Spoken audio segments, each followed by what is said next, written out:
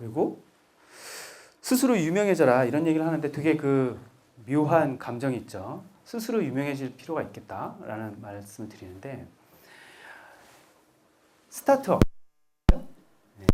지금 창업한 사람에게 가장 필요한 것은 기술이나 서비스가 아니에요. 많은 사람들이 특히 공과 쪽의 계열에 있는 분들은 기술의 제품, 경쟁력 이런 걸 많이 따지시거든요. 물론 그걸 인증해주는 여러 가지 루틴한 사회적인 기준이 있겠지만 가장 중요한 거는 CEO입니다. CEO가 누구냐? 어떤 일을 했던 사람이냐? 어떤 기술을 갖고 있느냐? 어떤 마인드를 갖고 있느냐가 가장 핵심이에요. 그 핵심을 놓치고 나면 투자도 안 되고 제품도 안 팔리고 네트워크도 안 됩니다. 그래서 스스로 유명해질 필요가 있겠다라는 거예요. 그 유명해진다는 기준은 또 뭐냐? 남들이 인정해줄 정도가 되면 됩니다. 여러분들 제가 네이버에서 제 이름을 치면 명승훈이라고 나와요. 제가 이게 어떻게 들어갔는지 아세요? 저는 10년 동안 기자 생활을 했잖아요. 명승훈이라고 치면 명승훈 기자가 나와야 될 거 아니에요. 네이버 우리나라 검색 엔진 너무 기술력이 좋으셔서 그런지 제 이름을 잘 안 찾아줘요. 이상해. 그래서 그러면 제가 또 기업을 하고 했으면 제 나름대로는 고용 창출을 하고 있는 사람이고 지금 27명이나 되는 조직의 수장으로 있는데 제 이름은 인물정보에 없고 저기 뭐 15살짜리 아이돌 그룹의 여성 애들이나 중학생짜리 무슨 기타리스트 이런 애들이 인물정보에 있어요. 비즈니스 할 때도 당신이 누군지 잘 몰라고 내가 얘기하는 사람이 뭐 믿을 만한 사람인지 잘 모르는 상황에서 우리는 지금 데이터베이스를 또는 레퍼런스 체크를 어디서 해야 되느냐. 인터넷에서 뭔가 해야 되잖아요. 그랬더니 안 나와. 그래서 고민하다가 뭐 이것저것 또 해보고 했는데 나중에 발견했는데 제 이름이 어느 순간 탁 올라옵니다. 어느 순간이었냐면 제가 아이패드 혁명을 책을 쓰고 난 다음에 딱 올라왔어요. 저자 DB로 올라온 거야. 책을 쓴 저자 DB로 온 거야. 거꾸로 제가 뭔가 의미 있는 또 다른 역할을 했거나 또 다른 뭐 우리 회사가 너무 커졌거나 또는 뭐 제가 강연자로 뭐 되게 유명해졌으면 또 좋았겠지만 일단 저자로 올라왔잖아요. 저자로 올라왔으면 처음에 문학인으로 올라온 거죠. 저는 그래서 졸지에 문학인이 됐었습니다. 처음에. 그래서 그거를 수정 요청을 통해서 지금 이렇게 나온 거예요. 자, 그리고 나서는 어떻게 되느냐면 상대방이 나를 체크할 수 있는 기준점을 마련해 준 거죠. 제가 작은 기업을 운영하고 있지만 상대방은 어떤 형태로든 제 거래 관계에 있는 상대방은 저를 알 수 있는 통로가 생긴 거예요. 그러면 최소한 신뢰가 한 등급은 올라가겠죠. 검색할 수 있는 거잖아요. 제가 온라인에서 활동하는 거 그리고 다른 사람들이 온라인에서 저를 평가하는 거 이런 것들이 보여지면 그거 자체가 사실 저의 평가로 이전될 수 있는 거죠. 물론 그 업계에서 실력이 뛰어나거나 똑똑하거나 또는 광범위한 그 네트워크를 갖고 있으면 훨씬 더 좋겠죠. 근데 그게 없었을 때는 최소한 인터넷에서 블로그라도 하고 인터넷에서 뭔가 분야에서 업적을 남기기도 하고 의견을 청취하기도 하고 특별한 뭐 여러 가지 형태의 홍보도 기획을 하셔야 된다. 그래서 홍보나 마케팅을 너무 등한시하지 말라는 겁니다. 작은 조직이 딱 만들어지면 처음엔 잘하다가 이상하게 분위기가 확 갈 때가 있어요. 자, 그런 것들을 뭐라고 하냐면 아마 보신 분들은 있을 거예요. 깨진 유리창의 법칙이라는 게 있어요. 책으로도 있습니다. 작은 사소한 결정을 하나 나섰을 때 나중에는 어떻게 되는가에 대한 이야기입니다. 여러 가지 창들이 있잖아요. 지금 이 창이 하나가 깨졌어요. 이 창이 깨졌을 때 놔두면 여러분들도 공을 여기다가 던져도 별로 죄책감을 못 느낄 거예요. 여기도 깨졌는데, 그죠? 자, 줄리안이 그 뉴욕 경찰서장이 뉴욕 경찰서에 딱 부임을 하자마자 처음 했던 일은 뭐냐면 살인과 막 성폭행과 뭐 도둑질과 뭐 그런 것들이 막 난무했었던 뉴욕 지하철이었어요. 근데 그거를 정화하기 위해서 제일 먼저 한 일은 낙서를 없애는 거였어요. 낙서를 끊임없이 없앴습니다. 놀랍게도 1년이 지나고 2년이 지나고 살인율이 절반이 되고 폭행 사건과 강력 사건들이 줄지어 계속 낮아지는 상황이 벌어집니다. 자, 사람들은 조직 안에서도 똑같아요. 누군가가 잘못하고 있는 게 분명히 있는데 누군가가 잘못하고 있고 잘 안 되고 있고 뭔가 능력이 발휘되지 않고 뭔가 이상한 짓을 하고 있고 이런데 리더가 그 사람을 그냥 놔뒀으면 다른 사람들한테 똑같이 그 일들이 전염됩니다. 잘못하고 뒷담화하고 잘못된 일 누구에게 핑계대고 이런 상황들이 계속 벌어지는 거죠. 깨진 유리창은 반드시 새로 갈아야 돼요. 여러분들이 이런 거에 대해서 작은 조직일수록 되게 그 가슴 아파하고 하지만 사실 조직과 그 사람의 능력이 중요한 게 아니에요. 조직과 개인은 항상 궁합이라는 게 있어요. 그래서 여러분들도 항상 그 궁합을 맞춰가면서 조직원들을 대하셔야 돼요. 안 그러면 함께 망합니다. 와해되죠.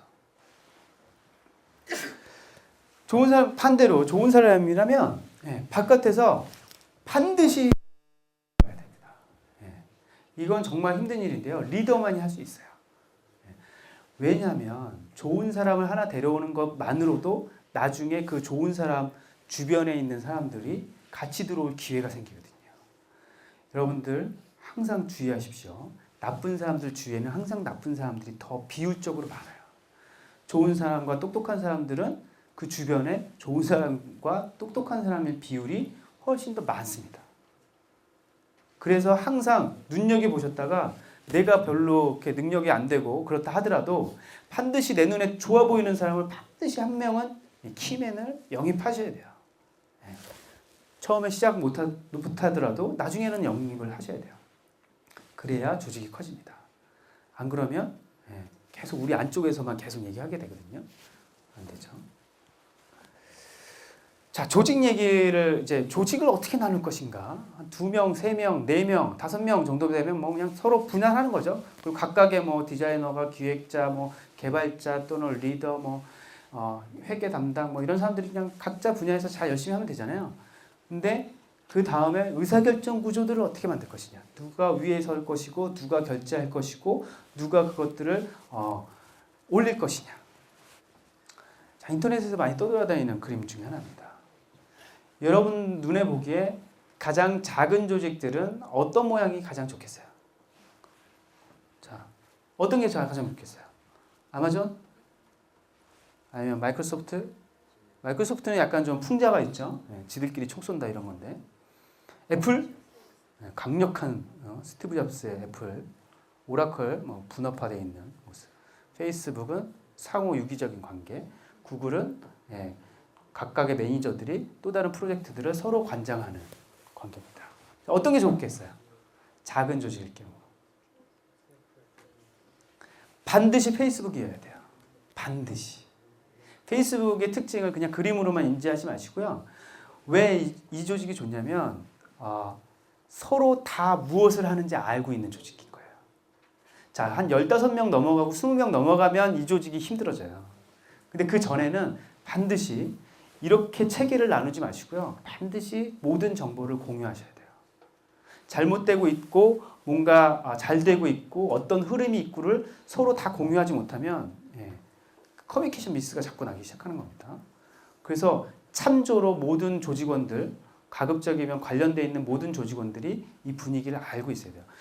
계약이 성사되고 제품이 잘 성사되고 있는 것도 알아야 되고 잘 안 되고 있는 것도 알아야 되고 누군가가 문제가 있는 것도 서로 알아야 돼요. 그런 상황에서 서로에게 결정을 내려줄 수 있는 사람들이 각각 도와줄 수 있어야 돼요. 작은 조직일수록 이런 게 필요한 거죠. 그래서 수평적인 조직을 유지하라라는 겁니다. 수평적인 조직이라는 거는 저 끝에 있는 사람과 내가 존댓말을 써가면서 의견을 청취하고 의견을 구하고 뭔가 결정을 내리기 위해서 토론하는 방식입니다. 카카오톡 같은 경우도 대표가 항상 그 팀원들하고 토론하면서 결정을 내린다고 하죠. 대표 입장에서는 그런 얘기를 합니다. 피곤해요. 내가 그냥 이렇게 가자고 하는데 자꾸 딴 얘기 하거든요. 근데 작은 조직일수록 능동적이려면 항상 작은 그 스타트업 입장에서는 리더가 모든 것을 알 수가 없거든요. 그걸 보좌할 수 있는 다른 사람들의 의견도 되게 중요하게 작용돼야 된다. 그래서 제가 저라면 또는 제 조직들도 마찬가지인데요. 페이스북의 조직이 가장 좋다. 근데 한 20명 넘어가기 시작하면 좀 달라집니다. 갑자기 투자를 받고 뭔가 우리가 조직으로 세팅되고 뭔가 벤처기업 인증도 받고 막 사람들이 늘어나가는 조직이 생겨요. 그러면 빠르게 구글의 모습으로 바꿔야 돼요. 아마 구글의 모습으로 바뀌고 난 다음에 아마존으로 가는 순서가 맞을 겁니다.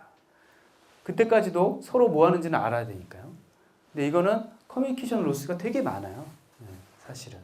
너무 많은 것들을 서로 너무 많이 얘기하기 때문에 그렇거든요. 근데 이거는 일단 하이라키들이 만들어져 있기 때문에 의사결정 구조가 책임지는 구조로 만들어집니다. 근데 그 전에는 모두가 책임져야 되는 상황에서는 이렇게 만들면 큰일 나죠. 지금 페이스북도 아마 이런 식으로 바꿔나가고 있는 걸로 알고 있어요. 그리고 마지막으로요. 여러분들한테 가장 필요한 거는 바깥의 우군입니다. 바깥의 우군. 여러분들 조직원들 암만 늘려봤자 스타트업으로 시작했을 때 100명으로 시작할 수 없어요. 50명으로 시작할 수도 없고요.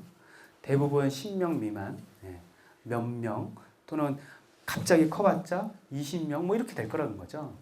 근데 여러분들의 조직세를 늘려가기 위해서는 지금 네트워크 세대잖아요. 그죠? 여러분들을 오프라인에서건 온라인에서건 내 조직과 내 상품과 내 서비스를 이해하거나 나와 교류할 수 있는 사람들은 모두 내 반경 안에 있어야 돼요. 그들과 교류해야 되고요. 소통해야 돼요. 예전엔 그게 잘 안 됐어요.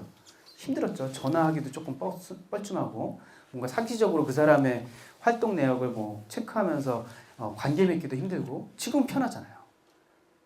지금 각각의 산업계에 있는 키맨들을 우리는 알고 있단 말이에요. 그 사람과 관계를 맺기 위해서는 좀 더 느슨한 관계를 일단 맺어놓으면 나중에 기회 봐서 더 끈끈한 관계가 맺어질 수 있어요.